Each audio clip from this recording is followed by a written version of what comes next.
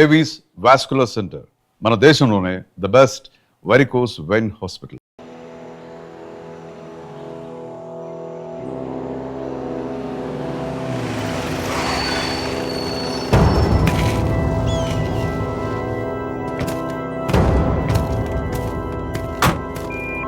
Mike 22 receiving. Operation progress. Over. Pranaya.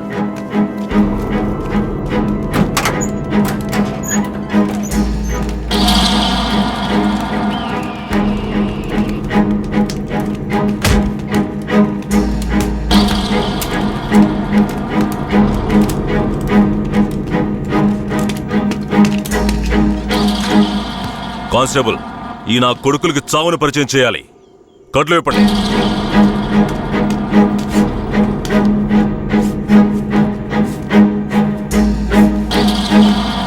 ఏంట్రా దొంగ నాయాళ్ళారా, పోలీసులు ఊర్లోకి రాకూడదా?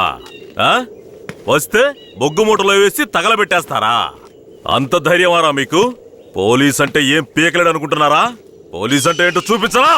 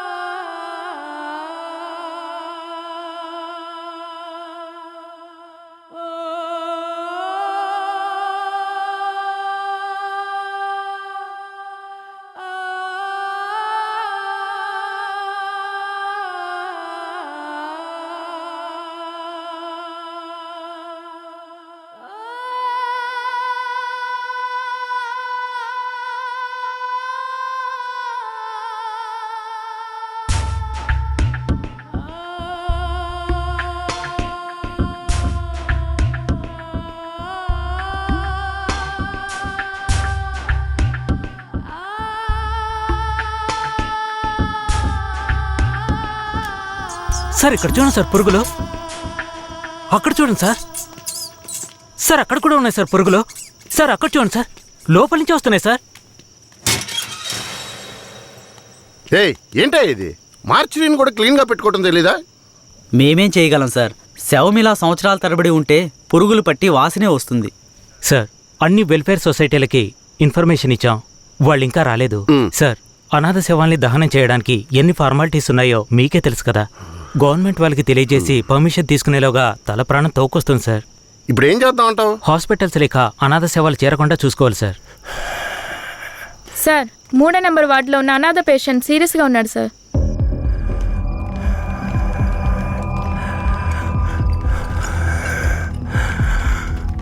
Nurse sir. తొందరగా ఐసీయూకి తీసుకురండి. Okay sir.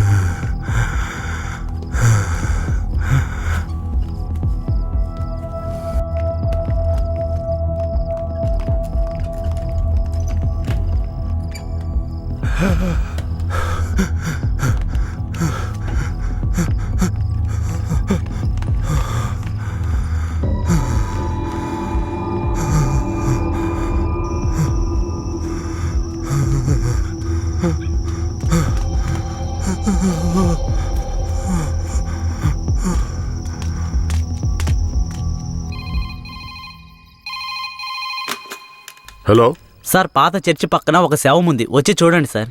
మీరెవరు? ఛ, ఈ హాస్పిటల్లో ఉన్న వాళ్ళకి ఇదే పని అయిపోయింది.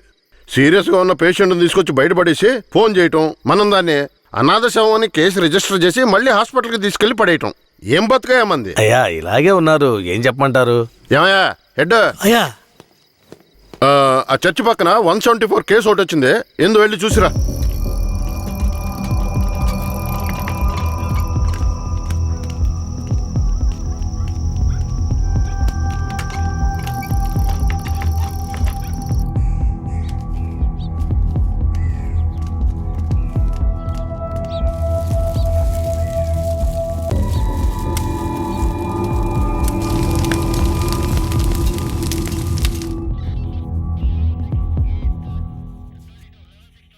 ఏమయ్యా హెడ్, ఎప్పుడు వచ్చే 174 అనాథ కేసేనా?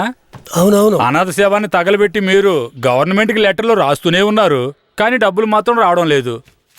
అరే పోవయ్యా, డబ్బు గిబ్బు వస్తుందో లేదో, అనాథ శవానికి అంత్యక్రియలు చేసామని పుణ్యమైనా వస్తుంది. రెడ్డి గారు, మీలాంటి వాళ్ళు మన డిపార్ట్మెంట్కి పుణ్యం చేసినా డిఎస్పీ రఘునాథ్ లాంటి వాళ్ళు పాపమే చేస్తున్నారు. ఇదిగో చూడండి. ఎవరు మన ఏరియా నుంచి ట్రాన్స్ఫర్ అయ్యారే, ఆ డిఎస్పీ రఘునాథా? అవునయ్యా, 5 మందిని ఎన్కౌంటర్ పేరుతో చంపేసి కనిపించలేదని చెప్తే నరసింగాపురం ఊరు వాళ్ళు ఊరికి వదిలేస్తారా? ఊరోళ్ళంతా మీడియా వాళ్ళతో కలిసి పోరాటం, ధర్నాన్ని గొడవ చేయటం వల్ల ఇప్పుడు గవర్నమెంట్ విచారణ కమిషన్ పెట్టింది. విచారణ కమిషన్ ఊరికి వదిలేస్తుందా? డిఎస్పీని పీల్చి పిప్పి చేయదు. యూటీవీ ప్రేక్షకులకు నమస్కారం. ఇప్పుడు మనం ఉన్నది నేర పరిశోధన కార్యాలయం. గత నెల రాష్ట్రంలో సంచలనం సృష్టించిన నరసింగాపురం గ్రామంలో జరిగిన కలవరంలో 2 అమాయకులైన వ్యక్తులు కాల్చి చంపబడ్డారు. మరికొందరు ఆసుపత్రిలో ఉన్నారు. ఒక అమ్మాయితో సహా 7 జాడ తెలియలేదు. దాని గురించి పోలీసులను అడిగితే అలా మేమెవరిని తీసుకుపోలేదంటున్నారు. ఇప్పుడు వాళ్ళు ప్రాణాలతో ఉన్నారో లేదో కూడా ఎవరికీ తెలీదు. దీని గురించి ఇక్కడున్న ప్రజల అభిప్రాయం ఏంటో ఇప్పుడు అడిగి తెలుసుకుందాం. ఏం జరిగిందో చెప్తారా? న్యాయం జరగాలనే దీనికి ఒప్పుకున్నాం. కనిపించకుండా పోయిన వాళ్ళు మా ఊరికి తిరిగి రావాలి. రాలేదు మేము ఒప్పుకోం. మా ఊరి కుర్రోళ్ళు ఇంకా ప్రాణాలతో బతుకున్నారో లేదో కూడా తెలియడం లేదయ్యా. వాళ్ళు ప్రాణాలతో తిరిగి రావాలని మేము ఆ దేవుణ్ణి వేడుకుంటున్నాం అయ్యా. జడ్జి గారు వచ్చారా?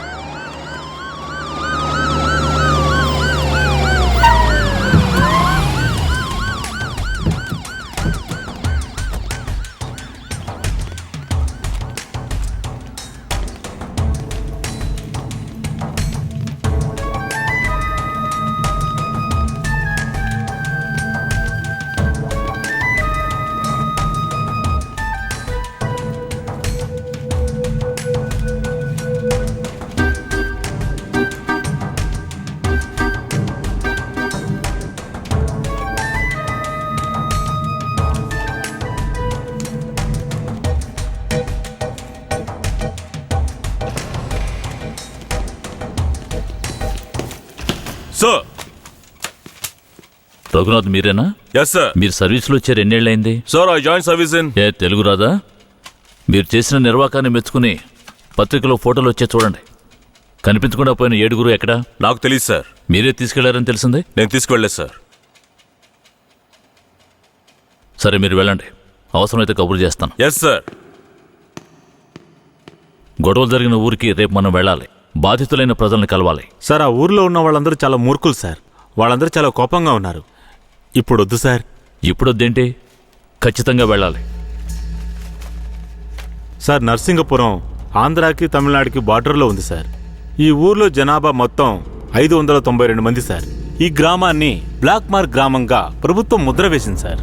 యాక్చువల్గా ఈ ఊరు ఎలా ఉంటుందంటే కర్రతుమ్మ చెట్ల మధ్య ఊరును దాచినట్టు ఉంటుంది సార్.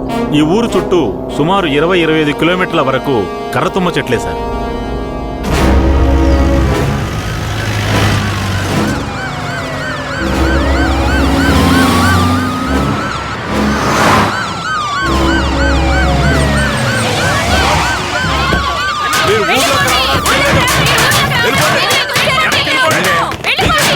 కొట్టకండి కొట్టకండి దయచేసి వినండి, ప్రశాంతంగా ఉండండి. మీకోసమే మన జడ్జి గారు వచ్చారు. దారి వదలండి, లోపలికి వెళ్ళాలి. అయ్యా, ఈ దుర్మార్గులైన పోలీసుల్ని ఊళ్ళోకి రానివ్వకండి అయ్యా. నా కొడుకుని మనవల్ని లాక్కుని పోయారు. ఇంతవరకు ప్యానల్తో ఉన్నారా లేదో తెలీదయ్యా. మీరే న్యాయం చేయండి అయ్యా. మీరు భయపడక్కర్లేదు, అందరూ కాస్త ప్రశాంతంగా ఉండండి. మీకు ఎలాంటి భయం అక్కర్లేదు. సాధ్యమైనంత త్వరగా విచారణ జరిపి వాళ్ళ ఆచూకీ కనిపెడతాం. నాన్నెక్కడని అడిగి నా బిడ్డకి ఏమని సమాధానం చెప్పమంటారయ్యా? మీరు మా మేలు కోరేవారైతే మా అందరికి ఒక పరిష్కారం చూపించి మీరు లోపలికి వెళ్ళాలయ్యా. లేదంటే ఆగమ్మా, అమ్మా కాస్త ఓపిక పట్టమ్మా. ఊర్లోకి రాకూడదు అంతే కదా? అవునా?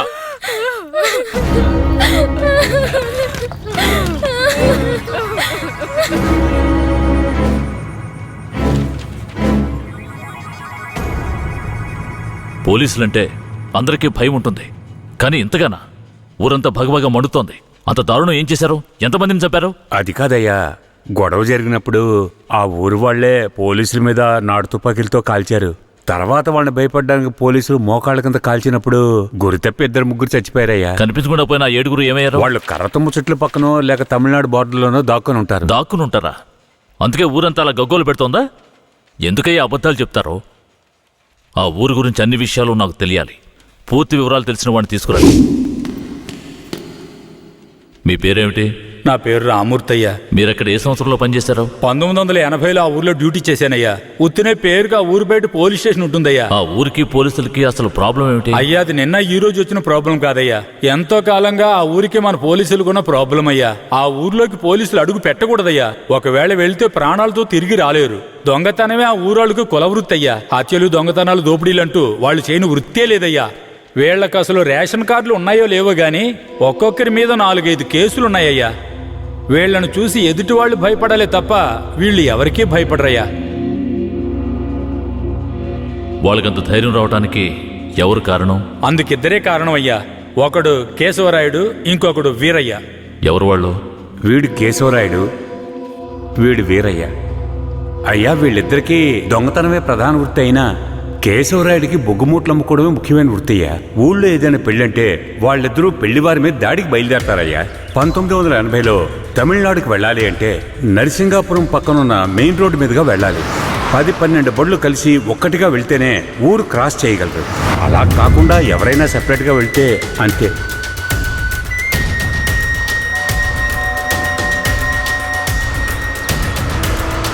ఆగండి, ఆపండి, ఆపండి.